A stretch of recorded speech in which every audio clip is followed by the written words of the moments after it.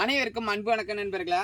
நம்ம சுரைக்காய் சாகுபடி பண்ணி அறுவடை பண்ணிட்டு இருக்கோம். சுரைக்காய் சாகுபடியில் இன்னைக்கு நம்ம ஞாயிற்றுக்கிழமை அறுவடை பண்ணுறோன்னா திங்கட்கிழமை அறுவடை பண்ணாமல் இனிமேல்ட்டு செவ்வாய்க்கிழமை தான் அறுவடை பண்ணுவோம். அதாவது ஒரு நாள் இடைவெளியில் தான் நம்ம அறுவடை செஞ்சிட்ருக்கோம். இதில் என்ன பிரச்சனைனாக்கா, இன்றைக்கி நம்ம அறுவடை பண்ணும்பொழுது இந்த சைஸ் காய்கள்லாம் நம்ம அறுவடை பண்ணிடுறோம். ஆனால் 2 நாட்கள் அறுவடை பண்ணும்பொழுது இந்த மாதிரியான காய்களாக மாறிடு. இது ரெண்டுத்துக்குமான வித்தியாசம் பாருங்கள்.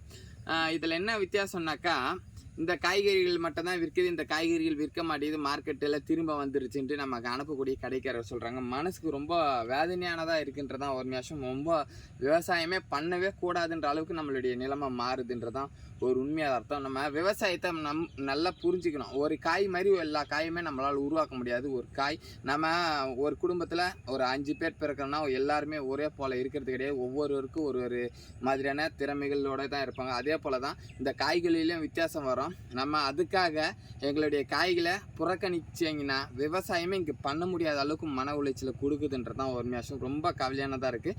கடந்த ஒரு வாரமாக எங்களுடைய விவசாயம் இனிமேல்ட்டு எப்படி செய்கிறதுன்னு ஒன்றும் புரியல. ஏன்னா இங்கே விவசாயியாக வாழ்க்கை வாழ்கிறவங்களுடைய நிலைமையை புரிஞ்சுட்டு நம்ம செயல்பட்டால் மட்டும்தான் இங்கே விவசாயத்தை காப்பாற்ற முடியுன்றதான் நம்மள பல பேர் மறந்து போயிடும்.